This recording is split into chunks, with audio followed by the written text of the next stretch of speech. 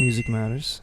Music matters. Where do I look? I'm not supposed to look there, right? You can look me, you can look there. What happens if I look at the camera? You guys will be mad at me? Yeah, well, I'll be terrified and I'll be upset. This is real. We're here.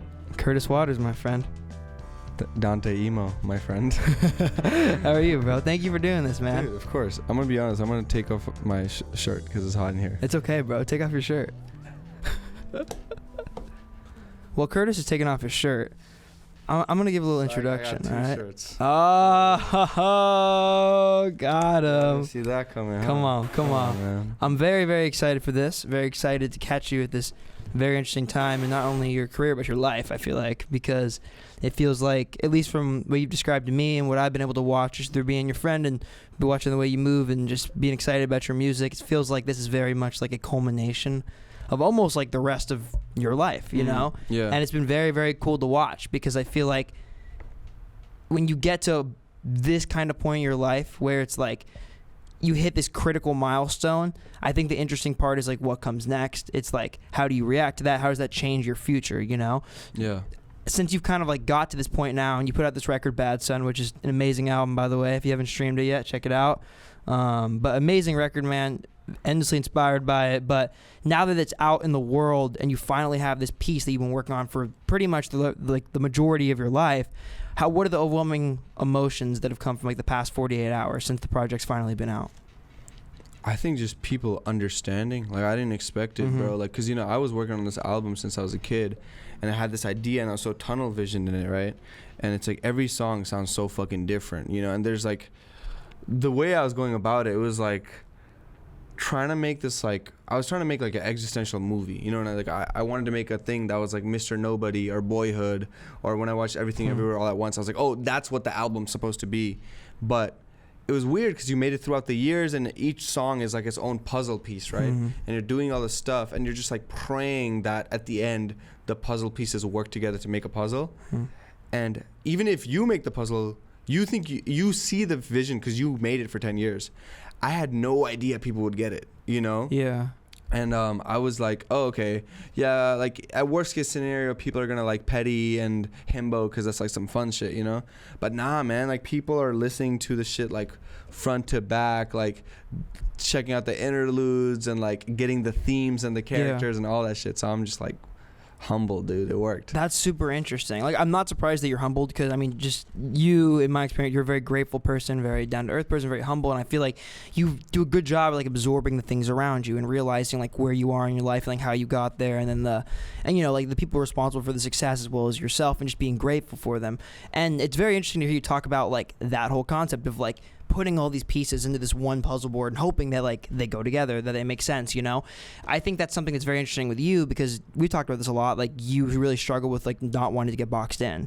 I mean, you always talk about how like on the record there's songs like Riot, there's songs like Petty, there's songs like Himbo, and then those are like contrasted with like Inner Child and American Dream, and it's like all these different aspects like going into one larger project. When you create something like that, do you feel like a responsibility to get people to get it, or do you think there's only one way to get it, or do you think it's multi-interpretive? I think anybody can get it for anything they want. Like, obviously to me it's like this like immigrant story about guilt and all this shit, but like you love the album and maybe you don't feel that same thing about being a first generation immigrant, right? And like maybe someone older will feel a different thing about it, because what's so cool about it is like, you know, you'll say these things and then the first track could be interpreted as a message about toxic masculinity or mortality or anything, you know what I mean?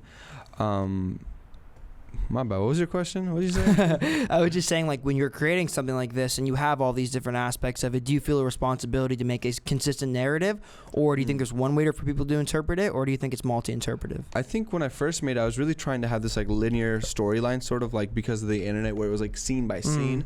I think what I ended up landing on was something way more versatile and actually like easier listening experience, where it's like, okay, there is this story and it's cohesive, but it's loose enough that you can listen to each song by itself and enjoy it. And even if you don't care about this like overarching narrative and this whole life journey, you can literally just put on Peace and Quiet and go to sleep to it, or you can put on Petty on the way to a party and really enjoy it, right? And I think for me, I had to like, I wanted to give people the medicine and the candy, and I'm really happy because I feel like I did it really well. you know? No, 100%. I think that's something I think about a lot when you talk about like ambition in a record, right? Yeah. It's like I think there is a such thing as like over ambitious. Yeah. And what I mean by that is like, well, for example, right? Like I was talking about the new record from this band called Squid with like a friend of mine recently. And I was saying like it's very clear that like there is a clear-cut like ambitious like narrative that's like oh my god, excuse me. Like a clear-cut ambitious narrative that they're trying to portray from track to track, right? But it's like at what point is like the greater narrative of the album sacrificed for the listening experience of each individual song? Yes. And I do feel like the record does that like very, very well. You know, like I do think every song is like listenable by itself. 100%. And I think that comes with like, I mean, obviously experience, and then also like knowing what you like, because I do think there's a level of like, you know, like you very easily could have written a record that was like only about like this American dream mentality, only about being a first generation child, and then like made every song about an aspect of that. So and that could be a concept, you know, that's cool. But it's like, I think what's cool about Bad Sign is like, it's very much an album about that, but it's also an album about like things that stem from that. And then it's also like, there's a lot on there, you know? Yeah, I appreciate that. And you know what's cool? I had such a like, I was feeling so paralyzed because like, dude, I don't know whether I want to make an album that people are going to listen to and like in the car and shit, or like people really dig in and really feel it only. But bro, like when I'm in the car, I want to listen to Drake. Yeah. You know what I mean? Like when I'm in the car, I want to listen to shit that I actually want to listen to. But that's a self-aware thing to, I think, understand, you know? Like, although I love concepts and although I love these like deep stories and all this stuff that makes you feel, when you're chilling day to day, you don't have the mental capacity to even do that, you know? Like everyone is sort of in their own lives. So I feel really good because like, bro, like I listen to Petty just as much as I listen to Inner Child, you know? And I think both are so valid. And in a really interesting way, that middle section with Himbo, Petty, Bunny, Riot are part of the story. Yeah. You know, like completely. Like without that middle section, the story wouldn't make sense because it's supposed to be like this, right? And if you just were trying to be so uptight and serious about it, it wouldn't be a good story. Because you like... Even the sad moments, like even Death Keeps Calling My Name feels so sad because it comes right after shit like Petty and Bunny. Yeah. You know what I mean? And I feel like that is like an overall like expression of what, I mean, one of the very clear concepts on the album, you know, like talking about like, I mean, just to dive into it a little bit more. Yeah. So when you have that middle part on the record, do you think that gives context to the first and the second and the first and the third part because of the contrast? Or were you trying to say something specific with those more banger upbeat songs? You know what I think is interesting? I think from what I see showing people and also the showing we did in the theater, I think in the beginning people hear the first track, they're like, okay, this is sort of the thesis, they get it, right? And they're going, and then it becomes fun and people are enjoying it. And I think it isn't until Death and Peace and Quiet and shit that people piece it together as the story. Yeah. Right? Because there's things like, okay, God's Lonely Man, I'm talking about how when I was a kid, I wanted to be famous so bad that if I wasn't famous and rich by 18, I would kill myself. You know, just this like crazy obsession and this like weird guilt and inferiority complex. And then right after you get to Himbo, where I'm like, I'm a fucking superstar and all this shit, right? That's still the story, you know, that's still in theme, even if sonically it sounds so different, you know? Yeah. Yeah, that's super interesting.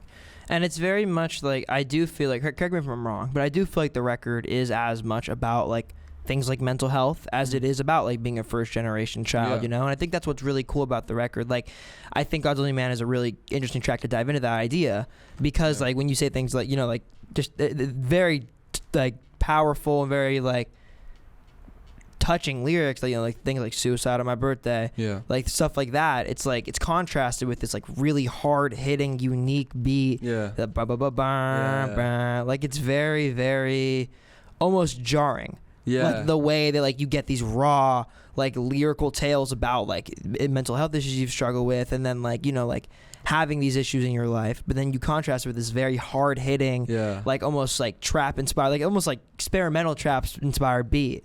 Dude, you know what it reminds me? It reminds me of Yoshi Island. God's Lonely Man. Like, really? Wah, wah, wah, wah. Dude, you know? I haven't played. Yeah. I played that game on the original DS. Or like just random shit. I don't know. What does that sound? Close the door. Sorry. Oh, sorry. That sounds really beautiful. Whatever that is. Shout out Lance. What was I saying? What were you talking about? Oh, God's Lonely Man. Yeah, good beat. Sorry, I got distracted. No, you're good. But yeah, I love the production of the album. That's actually my favorite thing about the album too. Like, obviously there's like lyrics and all this shit, but I think just sonics tell so much of the story. Like when you start off Inner Child, that 1 minute long synth intro says more than any word I could have said. And I went for like a year of trying vocals. We had other features. We had so many people try vocals on that intro part. None of them worked. So we just kept it as just the synth. I do think, and I mean, to kind of start like with that song, I do really feel like that track feels like an intro. Yeah. Like 100%. I think one thing about Inner Child is like that song is, it's one of I think it's probably one of my favorite 3 songs in the album, but I think that song exists in its best form as an intro. I can't really imagine that song anywhere else in the track list working as well. Yeah. You know, I think it's because of that like super long-winded like synth intro and then the way you kind of go into it. Was that song always going to be the intro? Not at all, dude. It was actually the second last track. Wow. Yeah, it was so weird. So the way it was and it's because I was feeling insecure, is that I had this thought that people wouldn't listen to my album if I didn't put the hits first. So I was like, oh, I have to put a banger first. Like I need to put something really like upbeat so people don't get bored and leave, right? So Inner Child was going into Bad Son. So that was like the last 2 tracks of the album, right? So what ended up happening is my manager actually suggested I move Inner Child forward. And I was a bit nervous, I think, because I didn't know if people would care to listen and sit through it. But people get it, man, and it's so cool because the way Inner Child goes, it's the beginning, and it sort of goes to this crazy story, and then you get to American Dream, it's this climax, and then you end on Bad Son. It almost feels like death, you know? Yeah. Like for me, it was always like Inner Child is you're being born, and then my mom is waking me up in that interlude thing, and that's like you being born, and then at the end, you sort of hear my family again, and it feels like you're like stuck in this like limbo of like death, you know what I mean? And you're like looking back on your life. And I think, I mean, one of the running themes of the record that I definitely picked up on was like the way in which, you know, like there's a song that like feels like Inner Child, and then you go to like a song like Star Killer that comes next that's totally different. And I love I think when you played the record for me for the first time we were driving that one day, that was like one of the first things I picked up on that I really, really loved. Was like at the very end of Inner Child, you hear that woo. And then it goes like straight into Star Killer after. Yeah, I love that. That's so funny. It's like cheeky. I think because life isn't that dark all the time either. Yeah. You know, like life is just like that. Like you'll be like fucking feeling so sad about this or that, and then you'll be like, oh my God, I'm on top of shit, and then you'll go back down. And for me at least, you know, and I also just don't have the attention span. Like I need like Inner Child is literally 3 different songs that I've made throughout different years. Explain, what do you mean? The first synth intro was not a part of Inner Child. It was a random thing I made in I think 2020 when I bought a Prophet synth. It's like one of the first things I made. I think it was just called like Prophet synth idea, whatever. Didn't know what to do with it, just put it away, right? The ending was actually the first time I ever came to LA, we were just jamming on the guitar, and I had this song I was working on called Day Job, and Marco Luca just was like singing a random reference. So I took his vocals and like maybe 6 months later went to North Carolina, worked with my friend Joel, and I was like, you know what? I want to make something that sounds like Creep by Radiohead. Yeah. So we added those guitars in, and then I added like this like Bon Iver vocal effect type thing, right? And then the middle part happened last. And that happened with my friend Jack LeBeau's because I was writing this song about my mom. You know what I mean? So all those 3 sections are from totally different years, totally different states, everything. You know what I mean? And at the end, I glued it all together, and it works so well. Do you think those emotions in each one of those 3 songs were different? Do you think like, you know, Day Job versus like the other 2, like were those trying to be like happy versus upbeat versus, you know, sad songs? And like, how do you think when you collided the 3, what's the overwhelming emotion that comes from Inner Child or that you were trying to exude with it? I've made a lot of songs called Inner Child. I always knew Inner Child was going to be a super important part of the album, but I never knew what form it was going to take. And you know, it's funny, in the whole song, I actually don't say the word Inner Child once. There's no mention of it. You know what I mean? But when I did that, I was like, oh, the feeling is there. I got it. Wow. Okay. Yeah, and I don't think it was always like as intentional. You know, like I'm saying, like you're just sort of putting paint at the wall, and you'll sort of start to see a pattern here, pattern there, and then you'll connect it. And a lot of times it doesn't work. Yeah. But a few times, this random idea, and this lyric that I did with this, and I said this sentence 5 years ago, all work. Yeah. And it makes this like masterpiece. Like Inner Child is crazy, especially if you know the context of how that happened. I also think though you have to like connect all the parts that don't work to find the ones that do. 100%. You know, like you gotta sift through all that to find the stuff that works. And your mind is the greatest filter, man. Like, there's so many parts of this album, especially songs like Inner Child, American Dream, Bad Son, where I'm like, man, I made like 100 songs and none of them worked out. But then I made this thing, and for 5 seconds, I can use this sample from 2 years ago that I remember in my mind. And this verse, I'm gonna sample it and pitch it up, and you know what I mean? Like, on American Dream, it's like similar to Inner Child. It's like 3-4 different songs turned into one. Yeah, no, 100%. That makes a lot of sense actually, because the two songs like they feel like, you know, they make sense together, but they're almost like different emotions. Yeah, and there's no structure, there's no choruses. Yeah, it's sort of this like ever moving, changing thing, which was so different for me to do because I never really knew how to make songs like that. Yeah, I think it's like Blonde.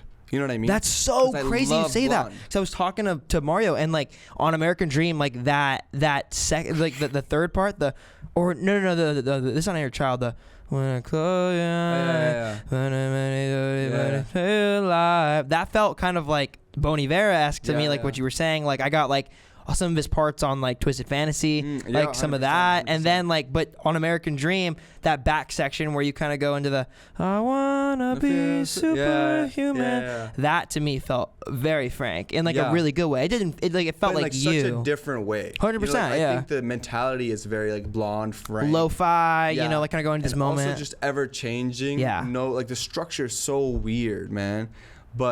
And we weren't even being intentional about it. Actually, when I made American Dream, I was trying to make a song like Agony by Young Lean. Wow, that was my goal. Didn't end up really doing it at all, but ended up sounding like just insane. Like I've never heard something like this. Like, I don't know. Like I remember my friend Shrimp, he had come to the cabin that I had rented in 2021. We were working on it. He was like, what are you working on? And I gave like the most embarrassing, pretentious answer. I was like, you know, like post-punk, shoegaze, Blonde inspired, ambient music. And he was like, oh, bet. And then I was like, and everyone just was like, bro, shut the fuck up. You know what I mean? Because I just didn't know how to explain American Dream. Yeah. You know? Well, I wouldn't know how to explain it either. It's such like a multifaceted, like ever-changing track.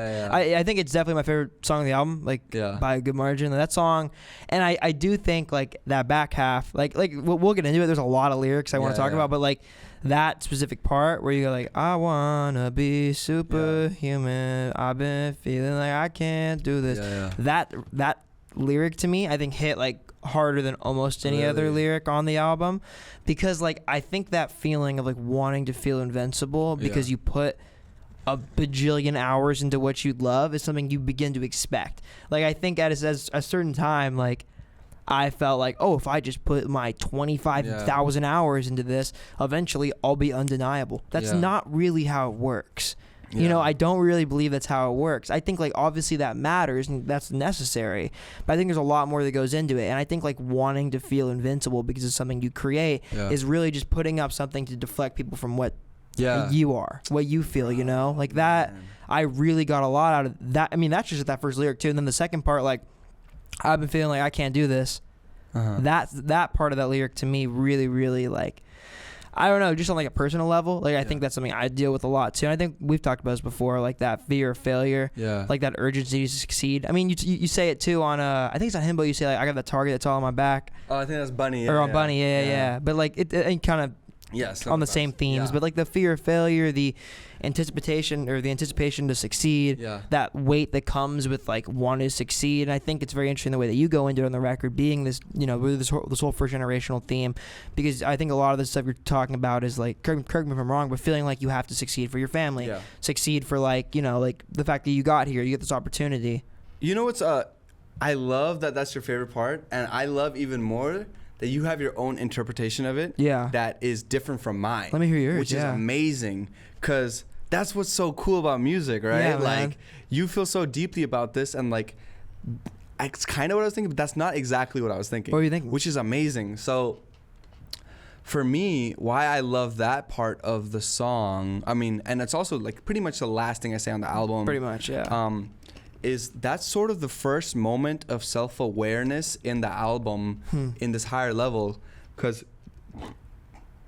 it's a moment of peace after all this anguish and yelling, and it's like, I've been scared that I can't do this, blaming you because I feel useless, you know me and my excuses, sabotage and other. So the whole thing is like, bro, I've spent this entire album blaming the music industry, blaming my parents, blaming trauma, blaming capitalism, blaming my friends, blaming whatever.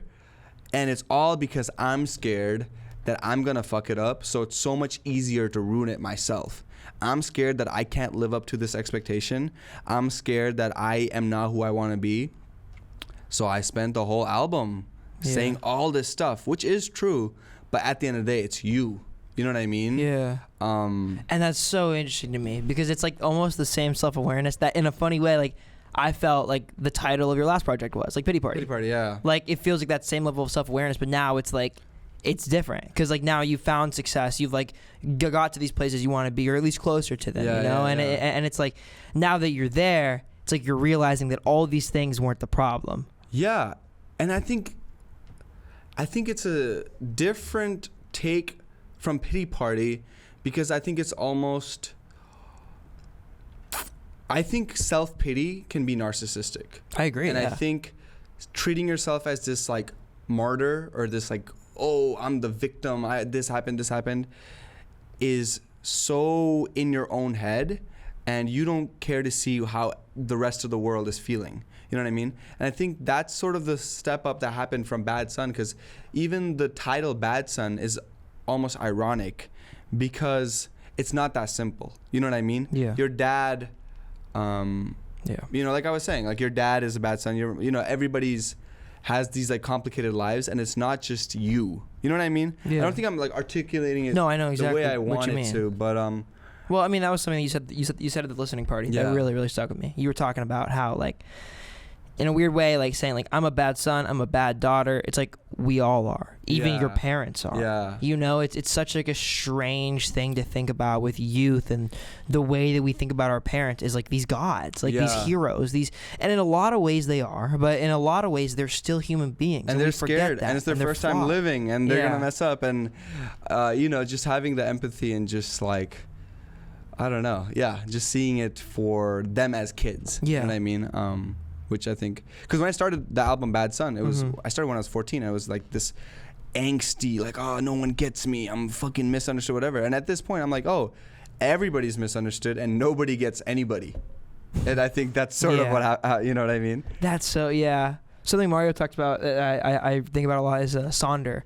100%. You know? I always think that. Yeah, it's like, I think a lot of that comes with like the dropping of the ego, like the eliminating of the ego. I mean, that's what we were talking about earlier with like, you know, we were talking about like just like friends and business and like where they collide and stuff. And then it's like just relationships in general and like having friends in general. It's like eventually you have to get rid of the ego part of it. And I do think there's a lot of ego and self-pity in a lot of ways. I think it can be kind of narcissistic because I think like feeling like you have the biggest problems in the world is it's natural, but it's also unrealistic. It's just not true. And it's so, I'm glad we're talking about ego, because as much as I say the album's about immigration and all this other shit, the bigger thing is ego. The album is fully about ego, and that's the main message from like beginning to end. Like, it's me saying I'm doing this for my family is almost untrue, because that might have been the beginning. But your ego is you always want to expand. You always want to be the biggest artist. So that whole middle section, it's just about ego. There's a reason it's like that. You know what I mean? Himbo's the character. You know what I mean? And when you get to death, you're kind of shedding the ego again. And by the time you get to American Dream at the very end, it's like, okay, I'm dead. You know what I mean?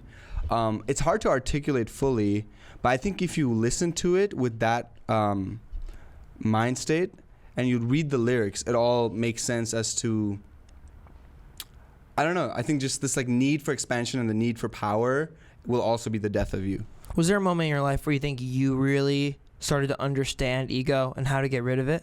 I don't know how to get rid of it. I struggle with it daily. Like even making this album, like I'm an incredibly jealous person. You know what I mean? Like petty is real. You know what I mean? Yeah. But then so is something like inner child, you know? And I have these moments of lucidity, but like every time there's an issue, man, I'm just like, oh man, this is my ego. But I think the first step is like being aware of why you feel insecure, why you feel threatened, why you feel whatever, you know.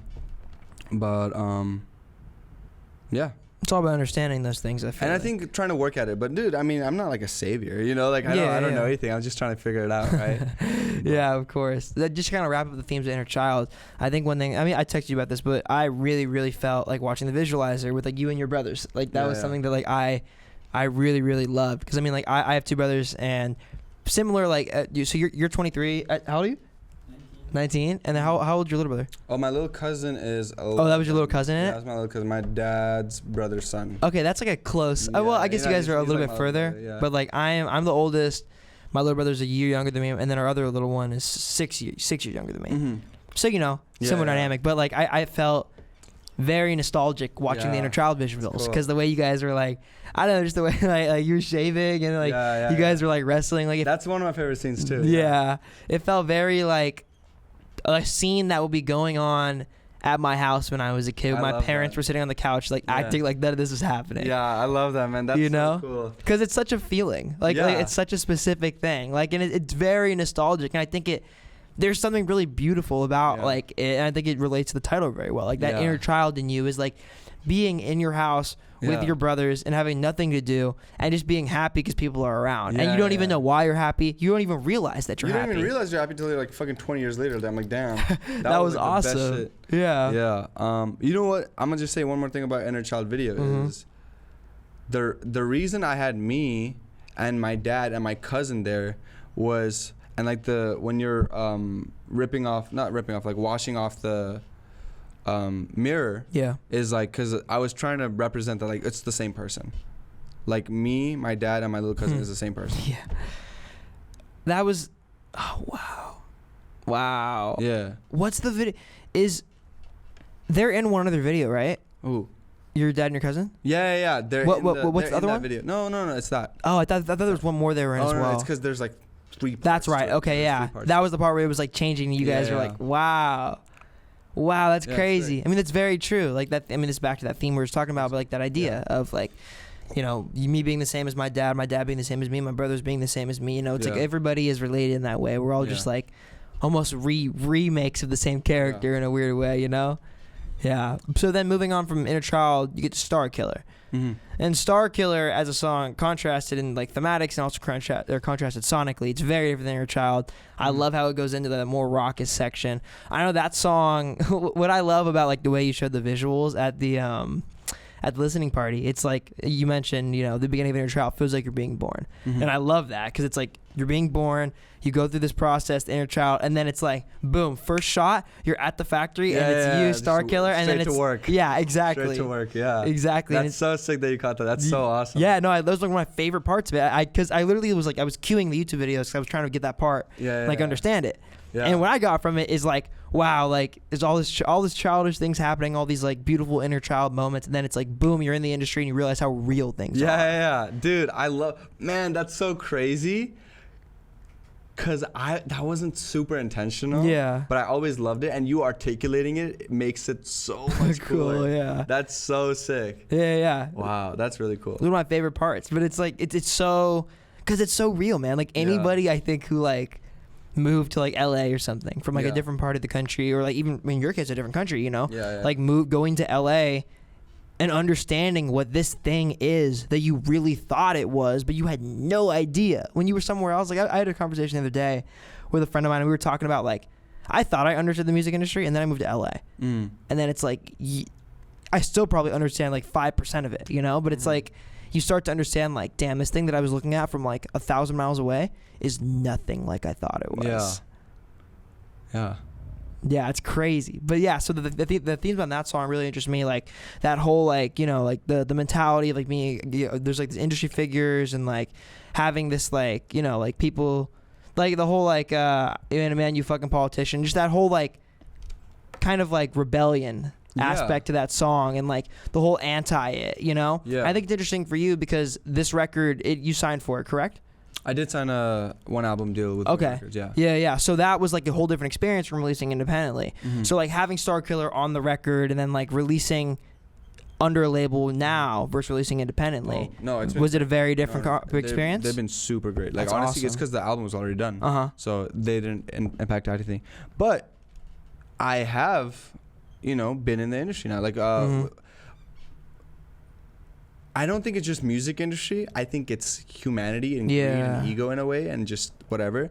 But my experience with the music industry is literally exactly why I ended up writing Star Killer. Because, sorry, I'm gonna drink water. It's really hot in here. Is there any way to not make it as hot? Can we open the door now? Oh fuck yeah, sounds good. Summer, baby. I'm drenched, man. I'm drenched. Like, yeah, Star Killer. Yeah, I mean, as much as it is about rebellion, it's also about hypocrisy of myself, right? It's like, you could be so cool and so punk and so rebellious, and you still have to go home and feed your kids, and you have to make money, and you have to do what you can to take care of your family. Yeah. So I think it was that was like, I guess the other layer of the song. No, 100%. And I love, like, I mean, kind of going along with that theme, I love like the whole like I feel free, and it's cool because it feels like, you had this time, almost like the inner child kind of talks about a little bit when you're in Nepal with your family. Then it's like you get to a new place and you're kind of experiencing this new life, But then it's like the next song, which is God's Only Man, is very much, I feel like, almost like an expulsion of like the dark side of that freedom. Like when you get into this world, like that like unquenchable thirst for like being successful, for winning, and I talk about this a lot, but it's like when you do something like pursue music full time, and you do something like pursue music as a career full time, like any capacity, right? It's like, at what point is your happiness worth more than success, and what point is success worth more than your happiness? Yeah, that was a huge thing for this album too. And actually, I have sacrificed so much to make this album. And it's so hypocritical and ironic because, inner child, I'm like, oh, I couldn't call my mom, I couldn't call my dad, I didn't do this, blah, blah, blah. And even like this week, I've been finishing the album, I'm not like talking to my family and stuff. So, yeah. Did anybody on the production front work on the album outside of you, or was it just you? I worked on everything, and I had different people work on different tracks with me. Oh, I see. Okay. But most of them I would like start myself, and I would have like pretty much everything done for a lot of them. And then we would have somebody like my friends like coming and like add layers and this kind of stuff. And certain stuff I did completely by myself. Certain stuff that was more collaborative. Okay, so it was different from track to track. It just depended. Yeah. That's interesting. So there's like, was there a mentality that you didn't want anybody else to like entirely produce a song? Like, was there a certain part of you that wanted to have the entire album like produced by you? I think it's not fun for me if I didn't produce it. Like, that's my favorite thing. I like, if someone else did it, it wouldn't be cool to me. Like, I wouldn't even want to get on it because the people look at art like it's a product to reach, like it's a product to share. Art is the process. Like, that's the fun part. That's the cool thing. Having a song is not that cool to me. You know what I mean? So I have to do it, Yeah, of course. That's interesting, especially from you, because you came from like the producer world. Yeah, 100%. Like, you were a producer first. Yeah. Were you like actively working on your own music like the whole time you were doing beats for other artists? I was trying to build up courage to do it, but I didn't really have the courage. I think it wasn't until like I was like 19 that I started taking my own artist stuff seriously. Yeah. But man, like for years, like a lot of the friends that I work with now, Chloe the God, we didn't make a song together honestly till like 2022 when I finally did a verse. But I've been producing for her since like 2017. Oh wow. Franklin, who was on Stunning, I've been producing for him since like 2016. Like, there's a lot of artists where like I've produced like almost their entire discography before. Wow. Before I even did vocals and stuff. Was that like a conscious thing? Like, did you want to get that really dialed in and like really become like a masterful producer before you like moved into like doing your own stuff? Yeah, I needed to, and also I didn't have the guts to do vocals, so I was pushing it off. But also, just production is so fun. It's like playing a video game, dude. I hate writing music. I'm gonna be honest. Like, I think I'm a great writer, and the best moments of the album might be the writing, but I fucking hate writing. It's so painstaking for me. Producing, incredible, so fun. I want to do it every day. Yeah, that makes sense. Especially because I mean, like, stylistically, like, there's so many different like sounds on the project. Like there's like the beats are very, very different. Some of them feel like even like more like instrumentals, like traditional guitar stuff, like Manic Man, for example, like Star Killer and Manic Man, really. Like I feel like Manic Man, it's funny, me and Monet were jamming the other night and I was trying to recreate the intro on the drums, like the that's a sample, right? Or it's not a sample, it's a 909, I think it's a 909, it's a Lindrum kit. You know, like the Lindrum, they use it a lot for post-punk. I was listening a lot of post-punk and I was listening to Mocha Doma also. And there was like this one loop that they had for this one song. I was like, oh, that's so cool. I want to reference post-punk and like Russian architecture and shit like that. You know what I mean? Because that was like the aesthetic that I was trying to get at. What do you mean by Russian architecture? Like a lot of these post-punk bands have this like, all the covers are like this like brutalist architecture, like very like communist things. I think when I made the music video for Manic Man, Lahain is a French film. It's not Russian, but I was just trying to do like a fucking European thing. Yeah, pretty much. No, 100%. Manic Man, I think like in terms of like the singles from the album, I think it was probably like the one that like really, really stuck with me for the longest. Well, I think that and Death Could Call My Name as well, but making Manic Man and having that song like be out like a good portion like before the rest of the record, when you finally like got it and had it in context with the rest of the album, did it make it feel different to you? Like, do you think people are perceiving it differently in context with the album? Because I feel like it makes sense as a single, but it makes more sense when it's on the record. It makes way more sense as a record. What I wish could have happened that absolutely could not have happened is I wish the whole rollout was like 2 months, you know what I mean? Instead of being like 2 years, but it just wasn't done. Like, you know, I thought I had the album done 3 years ago, but I just kept getting better and I kept getting more like insight on what I'm trying to do. So Manic Man came out, and after Manic Man, a few months later, the album was supposed to come out. It's been like 2 years, you know? I wish I could listen. I wish I had amnesia so I could listen to it for the first time. I'm so jealous of the person that doesn't know who I am at all and they can listen to the whole album front to back without knowing any of the singles, because that's like incredible. You know? Like this is like the first time they've ever heard you and they just put the record so on. Fire. Like I really want like whoever finds me first, just play Inner Child from the very beginning and listen to it till the very end of Bad Son. You know, just like be present, be dialed in, read lyrics or go for a walk, go drive, whatever. Just fully experience it, you know? I want to do that so bad. I wish I knew how, like I wish I could. Yeah, of course. I feel like every artist feels that way. You know, like there's like certain artists that I would give anything to like listen. I mean, just talking about some of the stuff that we like both love, but I would like, I would give anything to listen to Modern Baseball for the first time ever. Me too. Again. I think that all the time. like, dude, how did I feel when I first heard that? And like I've heard that shit a billion times now and it's still like hits, you know? That's what I mean. Like imagine that, like if I could go back in time and recreate the moment that I first listened to the Front Bottoms. I think my favorite part about Manic Man is like the contrast in the verses. Like you got like even on the chorus too, you have like the so high, so low, so low. You don't understand.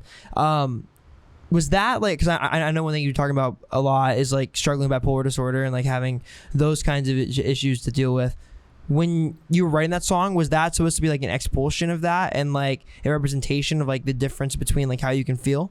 Yeah, I mean, Manic Man was a title I had since I was a kid. So a lot of times before I have a song, I know what it is. I know what it needs to feel like. And I know the title and I know the colors.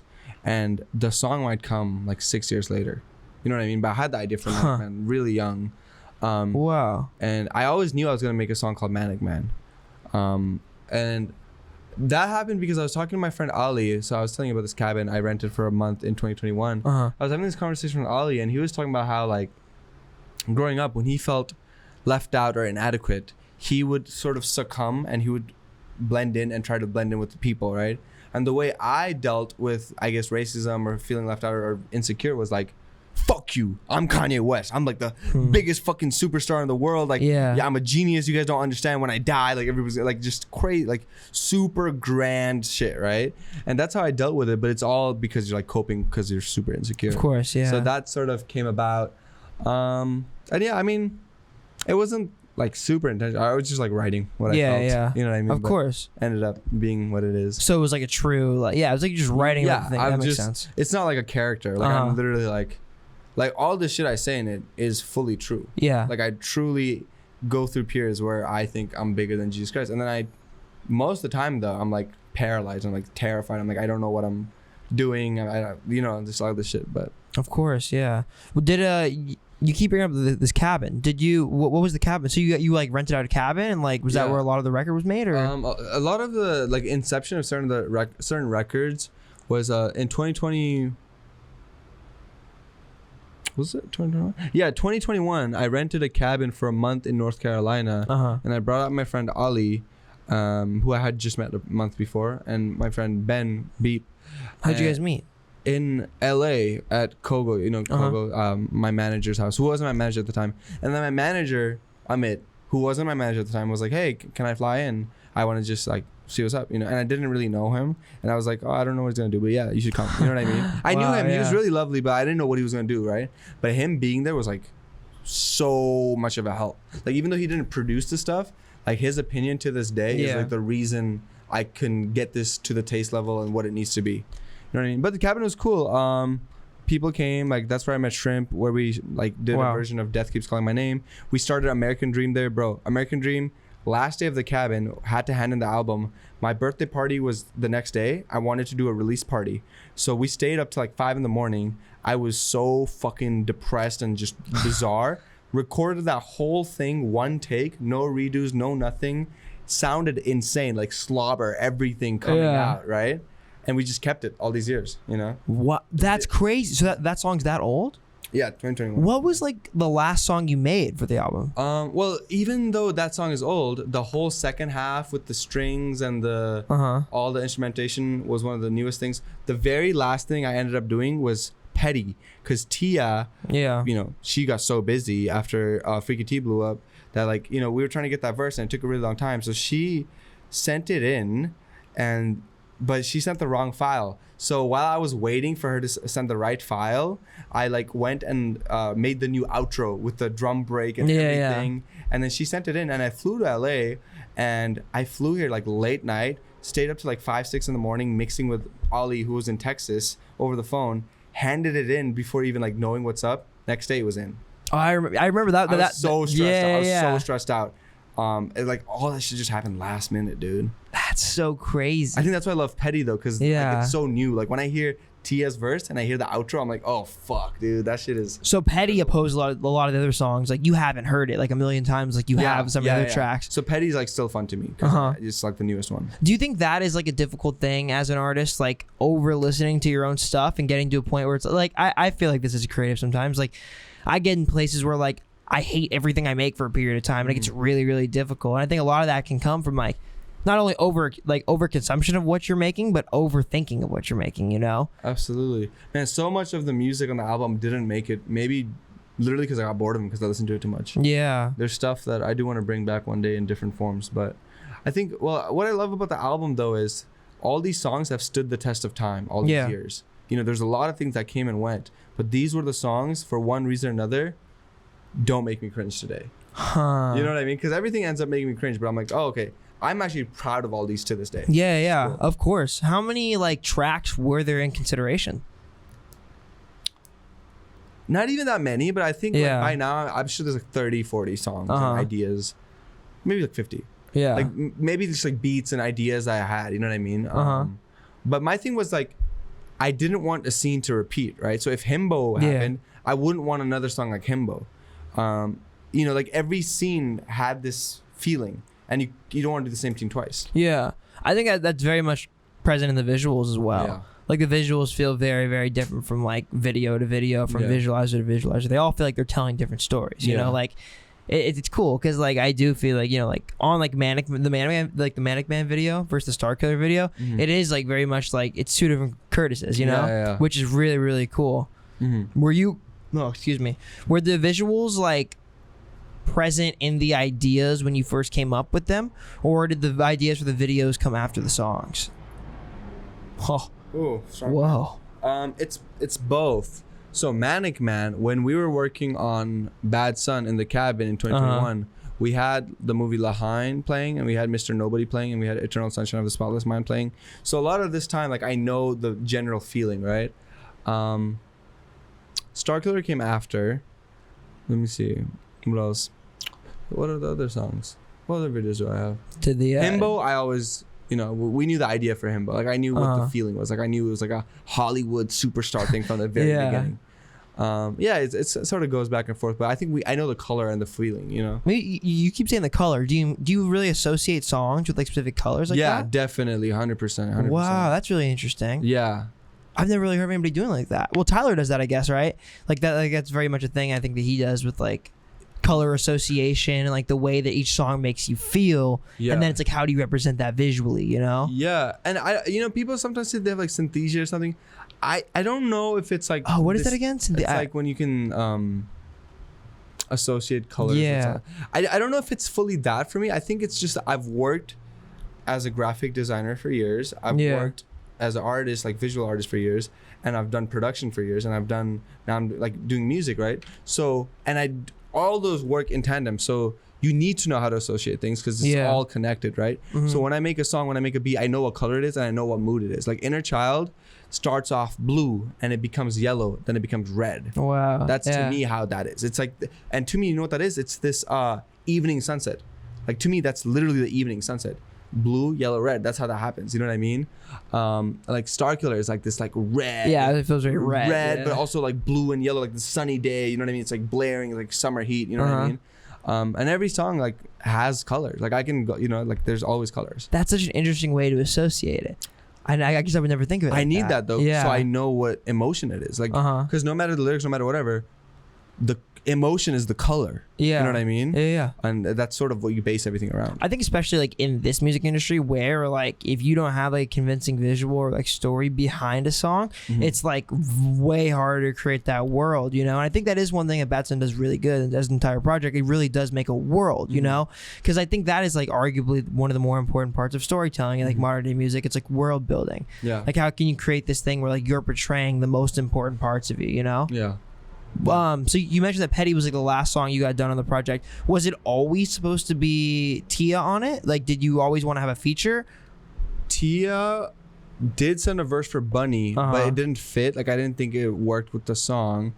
When I first met Tia, or like talked to Tia, I think in like 2020, I sent her like the first version of Himbo. But I always knew I needed her in the middle section. Like I always knew she needed to be in one of those. Her verse is crazy. I love her. Oh my god, her verse is incredible. I knew what I want. Okay. It's so fire, bro. I love that. Yeah, it's cool. That's interesting. You say you want to get her on Bunny. Where are we? Okay, so Bunny, I feel like is the biggest outlier for me in the track list. Like I do feel like it is more of like, because the thing is like, the other songs that are more like trending on bangers, a lot of the lyrics are still like melodramatic and like a little sad. Bunny does feel like a bit more like flex heavy, you know? Himbo's like that too, though. Himbo's very like flex heavy. Yeah, no, for sure. But I feel like I get it more with Bunny. I don't know, but like Bunny feels like more of like an upbeat like banger song to me. Where were you at like? When you made that track, for example, like where were you in life? Was there like a specific thing that inspired that song, or like was it kind of like were you partying more in that era, or like what about that song like ran true? I was in Vancouver. It was the first time I'd moved out. Yeah, and it started as a joke, man. I made that beat and I was like, this just sound like now. Like, what am I gonna get on this? Because at that time I was trying to make a Midwest emo album. You know what I mean? Like that was the idea. Like Bad Son was supposed to be Midwest emo at first. You know, like and a lot of those ideas are there. But I made that beat and I was like, what the fuck, dude? This shit sound like now. Like, what is this? You know? And I did the vocals and I did the chorus and I was like, oh, it's too good. It's too good. I might have to readjust everything. It's like when the joke goes too far. I know, yeah. And it happened a lot. And I was like kind of embarrassed because I was like, it's a little cheesy. It's like whatever. But I remember I went to, because I was close to my friends, Caitlin and Pernilla, that live in Vancouver. And I showed them and they like freaked out. Like they were like, whoa, this is like the best thing you've made. And it was so cool. And you know what I realized, man? When I played the album for guys versus girls, totally different reaction. What do you mean? Like the girls loved Himbo and Bunny and shit like that. You know what I mean? Yeah, like for real. But then like I would show my manager or like my roommate and they'd be like, no, we can't have that. No. You know what I mean? It was like this like weird thing. Oh, I would not think that. That's really interesting. Yeah. Yeah, that was like definitely a thing. And I feel like when I showed like my female friends, they love Bunny and it gave me the confidence to put it on there because I was like, oh, this shit's hard. Okay, cool. That's interesting because I would think like the opposite. I don't know. Really? I feel like men are more drawn to like those banger type songs. No, because I think it's not just that. I think maybe it's a type of people too, but I think, you know, Inner Child. Okay, I think I had Manic Man at the time, right? Yeah. So it was sort of this like, pretentious, artistic, like statement, a little macho. You know what I mean? Yeah. So to go from that to Bunny was like, oh, what is this? Like, you have no like. There's more fun in this. Yeah, it's like so like playful and like flirty and stuff. And I think I wasn't getting it fully either, but like I think a lot of people around me, even till near the end, didn't get how Manic Man could be in the same album as Bunny. Yeah. You know what I mean? But I always knew it would work somehow, and I think it worked now. That's interesting. And I think that makes sense given the lens. Like, I didn't know that Bad Son was supposed to be a Midwest emo album at first. Yeah. It was like, since I was a kid, it was supposed to be like, it was so weird. It's gone through many transitions, but when I was a kid, man, I loved Ex-Military by Death Grips too. So it's gone through so many phases. But I think when I first started it, I had this like weird cover of Bad Son with fucking Charles Manson, and it was like supposed to be this like crazy fucking experimental angsty bullshit. You know what I mean? And then it was supposed to be Midwest emo because I was really into like Camping in Alaska and other do you know what that is? No. Dude, you gotta check out Camping in Alaska and like other shit, like movies like Juno. There's a bunch of stuff. Juno's a great movie. Yeah, and yeah, so went through a lot of phases. By the end, it turned up to be everything. Was there ever like, because I mean, I think I can relate to this. Like, there's been like parts of me that are like too insecure to do certain things artistically, you know? Like, I talked to a lot of artists who have like, you know, kind of exist in your world of doing a lot of different things. And it's like a lot of them, maybe they feel like they don't want to become like a singer-songwriter or like a rapper or like go into a certain genre. Was there ever like a part of you that felt difficult going into more genres because you were, you know, maybe out of fear of like how people would perceive it? Definitely, but I think my thing is like, I love all this shit, right? Yeah. My only thing is if I'm sort of adopting something that maybe isn't natural to me, I have to do really good at it. Like, I have to be amazing. Like Riot, I had for so long, and Chloe snapped on it. Her verse, like she's rapping crazy. Her course's energy is insane, and I produced it, right? And I just like was so stuck because I didn't know how to like do it, right? And then by the electronic section. By then we did the electronic section, and I was like, okay, cool. I'll just release it with closed vocals and my electronic section. And then all my roommates were like, nah, bro, you gotta put the verse in. You gotta put the verse in, you know? And that took me a few tries too. But I love the Riot verse, man. Yeah. And I feel like when I it's like my favorite rap verse on that album. No, I love that verse. That's like, bro, like that's the best. I mean, you know, there's great verses on there, but that's my favorite verse. I'm gonna be so honest. Like rap verse wise, my verse on Riot is my favorite verse. Yeah. No, I think it's probably so a favorite rap verse on the album. It's so fun, dude. Yeah. It's so fun. What's the pussy die? I want all pussy die. Go ask my girlfriend, I ain't even lying. 21, I bought a crib. Don't mess with the money. I pay for appliance. Kitchenware. Yeah. Come on. Kitchenware. Vivid picture. Yeah, come on, man. That was how we met. That video shoot. Yeah. Dude, I know that song like bar for bar because I listened to it so many times. That video shoot. Yeah. I love that one. But here's the thing though. Like, it took me years to grow into a person that could make Riot. You know what I mean? And it took Do you think it was like a comfortability thing or like a learning thing? Dude, just like acquiring swag, dude. Like, just when I made it in 2020, I didn't have as much swag, and now I have a little more swag. So I could hit the Riot verse. You can flex a little harder. I could hit the Riot verse. I hit the Petty. Like, Petty was cool. I like Petty a lot. I sound good on that one too. But back to Bunny. So where were you like in your life, like when you were making those more banger, like heavy, like party club type songs? In Vancouver. That's where I did Himbo too. I was in Vancouver. You know, I was doing things. You know, I was having fun. Yeah.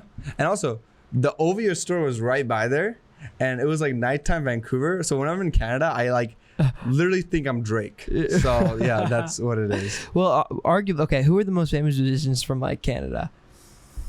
I don't know about famous. Well, it's weird to like say like I don't know. I keep saying like you're from Nepal, you're from Canada, you're from North Carolina, you're like where? I'm like, from everywhere. Yeah, you're not like I guess you're not from somewhere. Yeah, like, I just exist. But that's the same thing with like music genres. Like, you know, what am I? I don't know. I'm just doing things. I'm just, yeah, I don't know. But yeah, Canadian rap music, Toronto rap music is like one of my biggest inspirations. Smiley, man. Smiley. Yeah. Like a lot of shit wouldn't exist without Smiley for me. That's just strange. People don't realize that, and I tell them, and they think I'm joking, but I'm so serious. I kind of would think you were joking if you told me. No, I know. I told everybody told that. They don't believe it, but I think I found Smiley in 2017 when I went to Toronto, and me and my friends. It's like way pre-Drake. Yeah. Way pre-Drake. Yeah. Way pre-Drake. He was getting posted by Six Buzz, which is like this like Toronto meme page. It's like very local thing. Sounds like the equivalent of like Thizzler in the Bay Area. There's no way you know what that is. Yeah. No way. Anyway, Six Buzz posted him, and me and my friends were just like freaking out, like, bro, what is this, right? And then it was just we were just obsessed with Smiley, bro. like me and Harmony. So like honestly, like a lot of songs wouldn't have happened if I didn't hear Smiley and like the way he was flowing on shit. Yeah, which is so crazy. Like it's so different, man. Stunning, Petty, Riot. It might sound different, but like that's sort of how that like that's what sort of opened my mind to flowing like that. Yeah, because I think before I heard Smiley, I was rapping differently. Like I was either doing something sort of like Earl Sweatshirty or like Famous Dex, which is like so random. But I think when I heard Smiley, I was like, whoa, it makes sense. Like this is so hard. Or like not just Smiley too, like Valet, like that wave. You know what I mean? Like that shit was so hard. That's so interesting. It's such like a deep like pull, like influential wise. Yeah, it's so random and people wouldn't think that, right? No. But like I don't think Stunning would have happened if it wasn't for Smiley and Valet. That's interesting. Wow. Yeah, that's so weird. There's this guy. Oh, go ahead. One more person, Slick Rick. Slick. Why? Yes, because I remember in college I had to take like an elective, and I remember we like had a project about Slick Rick because it was like a hip hop class or whatever, and I love the way he gets on beats. Like his voice is so like soft and almost flamboyant and like innocent. Do you know what I'm talking about? Do you listen to Slick Rick at all? No, Bro, no. No. So honestly, when I did Stunning, I was like, this is like Slick Rick, this is like Valet, this is like Smiley. I didn't realize it was a pop song. You know what I mean? You thought it was like a rap song? Cause Stunning, I had done the whole song on a different beat, which was a rap beat, and then I changed it to the pop beat. But it was a rap song. Do you know what I'm saying? Yeah. But the beat changed it, so it became a pop song. Wow. That's so crazy. Yeah, it's so weird. Do you think if you released like the rap version of it wouldn't have did anything? No, because it was like some Lil Pump type beat. What? Because it was still that era. Like we were still like sort of escaping the SoundCloud era. In a way. Do you feel like you were part of that bubble? I don't think I was part of the bubble, but I was definitely like inspired by it. Like I was like so heavy on SoundCloud and shit. So that was like what we were doing at the time. And then I think we just got lucky that it ended up being Stunning, the beat, you know? Because it totally changed the context. Because I think if it was a Lil Pump type beat, it wouldn't have blown up. When Stunning blew up, was that a moment where you weren't, like, were you prepared? I would imagine you weren't prepared for that to happen, right? Not at all. Not at all. When that, can I ask you about, like, so when you look back at, like, that period, right? At Stunning versus, like, now, like, where you are. I was listening to like that last part of the record, like the very last like speech clip. I think that when you were talking to your Uber driver, and you guys were talking about like how will I ever do that? It was like paralyzing. What was that? You talking about Stunning or talking about something else? No, it was actually I was talking about Stunning. It's so funny. Yeah. I was wondering if people would catch that. Yeah, that was kind of like off. Yeah, I was fucking paralyzed for years, dude. Like that shit was like so scary. Just because you felt like you got to a point where it was like there was no way I could do that again because it was an accident. You know what I mean? There's no way. And it also wasn't the game I was trying to play, but I was sort of being like forced to play it, whether it's because of my ego or my team or whatever. It was what was happening. But now I feel good. I feel like I'm not playing the game. I'm like doing shit I want to do. Yeah. Like I'm not even in the same competition. Like, but it's so interesting to me because now when I hear Bad Son, it's like it's hard for me to almost imagine the same guy who made this record like made Stunning, you know. And that's not to say that like not. I mean, they're both great pieces of work, obviously, but the difference is like I do feel like there is a level of like intensity that comes with Bad Son that wasn't there in like previous stuff. Like, do you think that when you got to that place, right, where like Stunning happened and now like all these things are happening and you weren't prepared for them, did you feel any sense of guilt that it wasn't the one that you wanted it to be? 100%, dude. I hated Stunning for so long. Well, Stunning was supposed to be a throwaway. Like it wasn't, like it was a bullshit song. You know? I knew it was gonna do good. We did good. I was mad because nobody cared about anything else but Stunning. I was like, bro, I have this entire album Pity Party that I care so deeply about. Like I have a song like Shoelaces about like whatever, right? Because that was all out when Stunning came out, right? Yeah. And then it came out again, and I was like, damn, like, I really don't care. Yeah, I'll just see this like huge thing. So this time around, I was just like, yo, fuck the gimmicks, like, fuck all the stupid shit. Like, you know, it's great to have a hit song, but I want to be here for like 10, 20 years. Like, this is the album. Like, you can really play this fully and you'll understand what it is. You know what I mean? Yeah, of course. And I would imagine in that moment it'd be kind of hard to like, even as big of a win, you know, like quote unquote win that would be. I would imagine as somebody who wanted so much more, how difficult it was to like be grateful and be like thankful that happened in the moment, you know? Yeah, it was weird. I'm way more thankful about it now, a few years removed, than I was at the time. I think I was feeling really weird. The mic back, sorry. Oh, what'd I do? Oh, yeah, sorry. What are you saying? I think I'm feeling way more grateful about it now than I was before. Why do you think that is? I've accepted it. I'm like, I just don't feel like I'm like. Also, I've done so much work this past year that I don't feel like people are boxing me in as the Stunnin guy anymore. No, not at all. There's so much stuff, and I think depth. So it's cool people are recognizing it. That's beautiful. Yeah, that's really beautiful. I suppose too. Like, let me ask you this, because I think this is an interesting question for somebody who would have your perspective. Do you think, as an artist, you have to have a moment to then like repeat it to be able to like sustain success? Do you think you have to have a moment like Stunnin to originally get your name, like for people to understand who you are, and then build from that? Or do you think like you can build like this gigantic foundation and just have it be that big but keep building up with it? I don't think anybody knows anything, and I think if it works for you, then it works for you, and nothing makes sense, you know? Like, I have friends that, you know, are broke and work so tirelessly, and they get better and better and better and better, and no one moment has defined anything, but over time it's there, you know, and it's incredible. Everybody loves them, and they're doing all these great things. And I have some friends that have a huge hit and then they don't do anything, and I have some friends that have a huge hit and then they keep trying to have a hit and then it doesn't work. And I think like some people have a huge hit and then get paralyzed for 3 years and then come up with an album called Bad Son, which is very good. Yeah, it's a totally different journey for everybody. Yeah, exactly. So speaking about like the second half of the record, because that was like an area that we were just talking about earlier in the house. You were saying like songs like Peace and Quiet and like Birthday, like you didn't expect people to be as into. Yeah. But I think those are moments on the record that like bring a lot of context to like where you were when you were making it, because you have people like Learning and Tino like on these songs, and it's like these are people you grew up with, correct? Yeah, type. Yeah, and that's beautiful because it's like it's almost like a callback. You can feel the to like coziness in it too. Oh, very much so. Yeah. When you made Peace and Quiet, was it always like the plan to get like somebody from your hometown on it, or like how'd that song really come about? No plan. Me and Tino hang out every day. In the pandemic, he was like my only friend. He would be at my house every day, and we would just make stupid shit, and it was just one of the other random ideas that we made. And I always had a like soft spot on it for me, and I think it took me like 3 years to know what to say on the verse. It took me a long time to know what to do with the verse. So it was just him on the chorus for a really long time.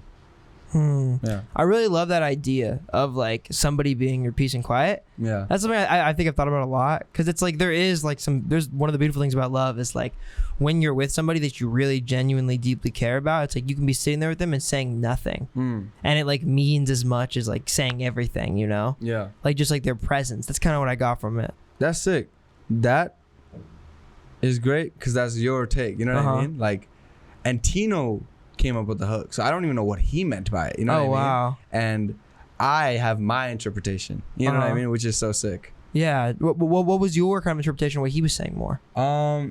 My verse gives context to what I imagine it to be, is this sort of bittersweet thing where you know, I'm sort of talking about like this toxic relationship where I can't like get over somebody, but with that being said, like the love is so strong, and I like the ending where it's like, where I was just like saying like, even if I die, like I'll be an angel and I'll always protect you no matter what happens. So that's sort of this like you know, it's like love hurts, you know what I mean? I don't know. I love that like back and forth too, like the whole like we fought, break up, like I feel like that works really well. I think throughout the album, like I never want something to just be like one message. I want to fit multiple different messages, and also the counter argument, like Starkiller might be like, oh, I'm rebelling against capitalism, but then the second verse is like, hey, like I literally do shit that is not, like I'm compromising. Yeah, exactly. It's like, I'm portraying these big ideas, but it's like I'm also a human. Like, like there's more behind it than just like what you're hearing. 100%. And then the outro, obviously, right? When you get to American Dream, it's like this giant, like expansive moment where like everything is kind of like colliding. I think like one of the most interesting moments in that song for me is like when one of the lyrics you say like, I was 21. And it was cool because it gave me like context, realize like how long this music's really been around. Like when you made that song, you were 21, and like where were you, and like do you think some of the issues that you talked about in that song, you talk about shame on that song, do you think now at 23 versus when you wrote the song at 21, are those things that have become better in your life? So different. The only reason this album can come out now is because I'm okay. Like I was paralyzed by this shit for years, you know. And the shit I'm talking about when I'm 21 is shit that's been with me since I was 10, you know. Yeah. I think making this album is the reason I got over it, you know. Like, the reason I had to drop Bad Son is because me and my family have a really great relationship now, you know. Like, I talk to them, like, we're great. Like, I don't have that guilt anymore, and I put it all in, and I'm excited to show it now, you know what I mean? But I've moved past it, of course, which is great, because I think, like, if there's somebody else who's having that experience now, and also because I'm detached from it now, so I can see it for what it truly is rather than getting my emotion in it.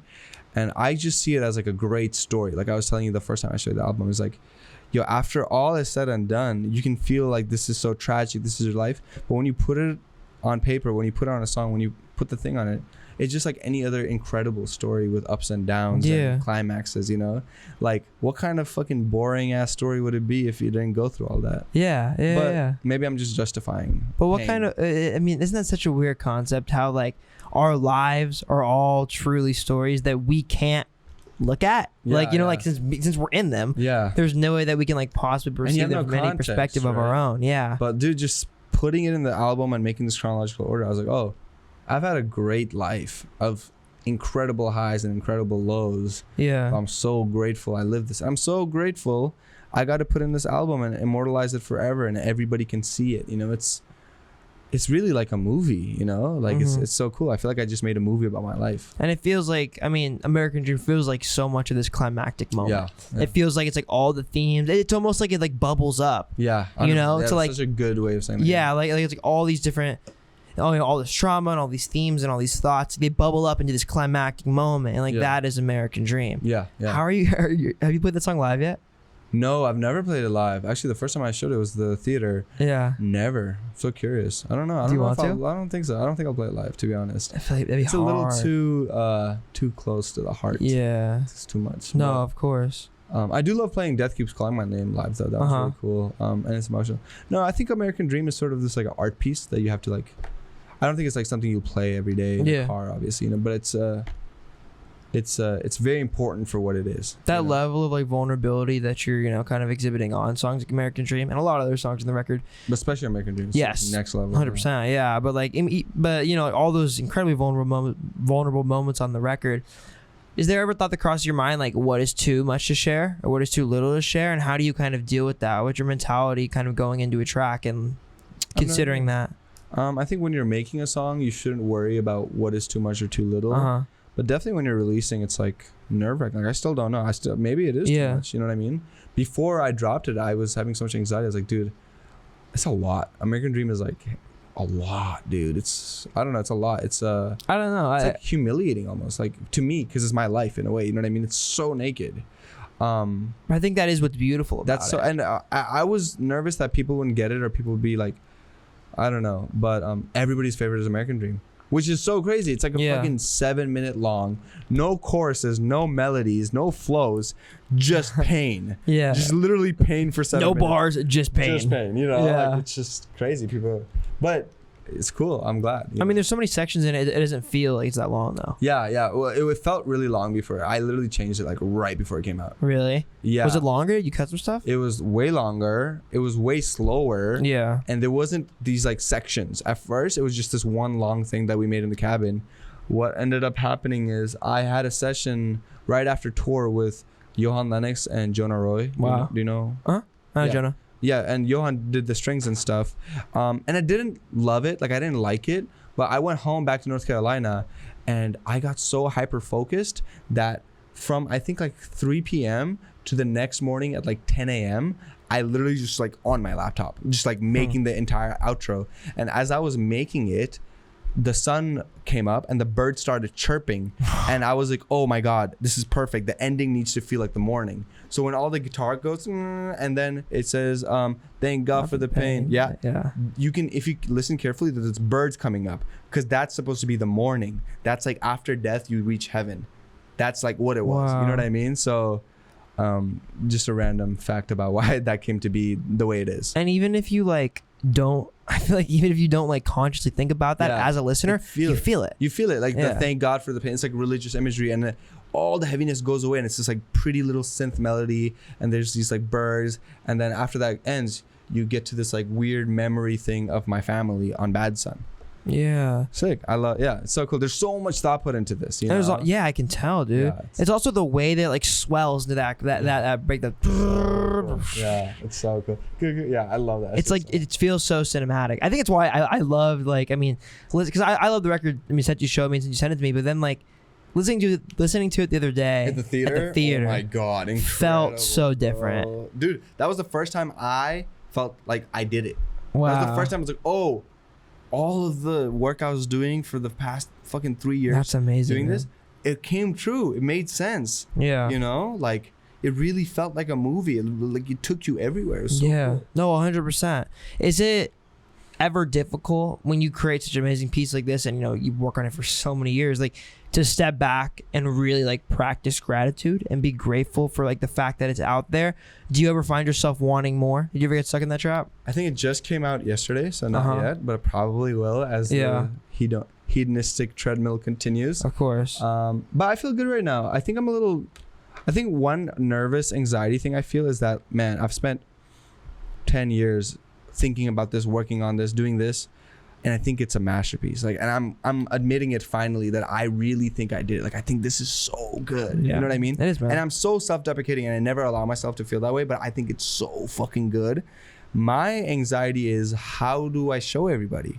Like, how do I get everybody in the world to listen to this from beginning to end? Because it's not like a little song. It's not a viral thing. It's not like... That's the hard part. I want you to understand. I want you to listen. I want you to care. I want you to, like, you know, and I think that's a bad thing to get into. I mean, that is the question, though. I think that is the question with like anything you're doing in like the modern music industry. It's like, how, because the thing is, dude, it's like you could have a song that blows up on TikTok right now. Like, it's gonna blow up because it's a good song. Yeah. Whereas, like, you know, like you know, like people can't make like a dance to your song and have it blow up anymore. People gotta like the song. You know what I mean? Which is like really, really cool to think about, because it's like I think it like it paves this way where like really amazing things are being brought to the forefront. And I think that kind of begs the question, like in like the modern industry, right? Like today's music industry, it's like, how do I get people to care? Yeah. Like, how do I really get people invested in this world where like they care about what I'm making and they care about how it makes them feel? Yeah. Yeah. I don't know. I have no idea, but I spent so many years just putting my head down and working on it, and the response so far, the one day, it's been overwhelming. That's beautiful. And so many people care. So many people understand and care way more than I thought they would. Did you have people reach out that you weren't expecting? So many people. So That's many awesome. people. And also, my favorite thing is like the randomest people, like the randomest shit. You know? Like some like fucking emotional fucking indie kid, whatever. Like their favorite might be petty. You know what I mean? Yeah. And like someone who's like hard and whatever. They might love peace and quiet. Yeah. And like I've seen that. I've gone through hundreds of messages like for hours. I've responded to every single message, and I ask everyone, hey, what's your favorites? And I'm like, that's crazy. None of them are like, almost none of them are the same. That's probably what you want. So cool. Yeah. So cool. But the common theme is Inner Child and Bad Son, American Dream. Like, wow. They all love the beginning and end, and then the middle points, everybody has their own ideas, which is amazing. So that's cool. Awesome, man. Yeah. What's next? You're gonna take a little break? In my life? Yeah. I don't know how long I'm allowed to take a break because I have to go on tour and I have to like be alive and do all these things. But I go home in a few days and I would love to just play video games for a bit. When was the last time you did that? Well, I was playing a little bit before, but I literally need to like, I don't know if I'm going to be allowed to do this because I have shit to do, but I want to not have internet and I want to just play games for like a week or two. Just fucking get really into Skyrim. Yeah, you deserve it, bro. Yeah. I guess that is like the mentality. Because I mean, dude, like, I think it's so easy, especially in LA, bro. And I think it's probably easier for you now that you've gotten out. But it's like, I think there is that mentality of like, enough is never enough. It's like you finish something, even if it's your life work, you got to get right back on the horse and start creating 100%. Again, you know? And also because like it's so fucking expensive to live in LA that if every day you're not working and trying to make money, you're just like, fuck, what am I doing? You feel that pressure. And also people come to LA to make it. So if you're not working on making it, you're like, oh damn, everybody's running right now, and I feel guilty for just like walking, you know? That's a good way of putting it. That's a really good way of putting it. I feel like LA is like this constant sprint. It's like every single, and you know, it's funny. Yeah. It's like, imagine you're running a marathon, right? And you're in like the last mile. Everyone's sprinting. Yeah. Like living in LA, it's like that 24/7. And if you stop, everybody runs into you. Yeah, You know what I mean? And even if they don't, you feel like they are. Yeah, It's yeah. like internal, yeah. It's Oh, funny. yeah, 100%. That's good though, dude. You should. You deserve a fucking break, man. So, yeah. What last thing I want to ask you Yes. before we wrap it up. Yes. If you give like one word of advice to yourself when you're making smoothies and this album is like this album being put out is like a far thought in your mind. Like that smoothie, that tropical smoothie version of you, or even like that 14-year-old you that like first began making this project, and 23-year-old Curtis could talk to them, what would you say? I think the main thing I've learned is life only makes sense in hindsight. Like none of this shit makes sense, right? Like I think this all the time. Every time something great has happened or I met somebody that's changed my life, I trace it back to why I know this person, and it's usually because something bad happened and that led to this. I met my girlfriend because blah. I met blah, blah, blah, like all this shit, right? I met Chloe because of something bad happened, whatever, right?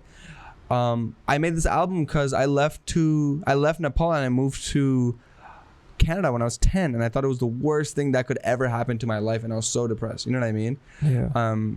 I don't know, man. Everything I've done, you just have to have this like weird blind faith, you know, like whether or not you're religious, whether or not anything, like you just have to have this like just delusional confidence that it will work out, and it will work out or you die. You know what I mean? That's beautiful. Know. Maybe I'm delusional, but it's worked so far. Yeah. You know? But I don't think you're delusional. I think there is very much a world where everything that is bad, whether, because I mean, if you believe that everything happens for a reason, you can or you cannot. That's fine. Regardless, this statement still holds truth. I think that you can turn any bad experience into one of the best experiences. Because you have to, or else life will fucking kill you. Like anything that bad happens, you have to find a way to make something of it, or art, or like for me at least, you know, like, or else it's not justified, or else everything is just fucking scary for no reason. It's really hard to learn through winning. Like it's really hard to learn through a bunch of success. I think because like the failures hit harder. Yeah. The failures always hit harder. Yeah. And if it hits you that personally, I think that's when you learn. Takes a while, but yeah, life only makes sense in hindsight. So all the shit you're confused about, you might look back at it in 5 years and be like, oh, that was fucked, but that is the reason I'm here now. You know? That was beautiful. So, yeah, works. Curtis Waters.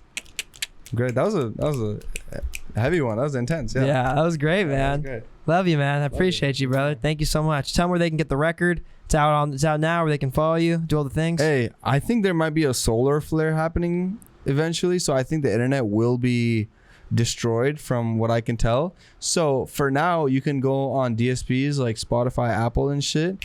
But I would love to make physicals in case of emergency and the end of civilization.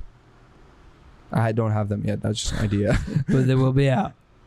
It will happen. I hope before I think the internet's we'll get into it. Yeah. Beautiful. All right, bro. Thank you very much, my friend. The end of civilization is near. Hell Spend yeah. time with your loved ones. Do it. All right. Music matters. Yeah.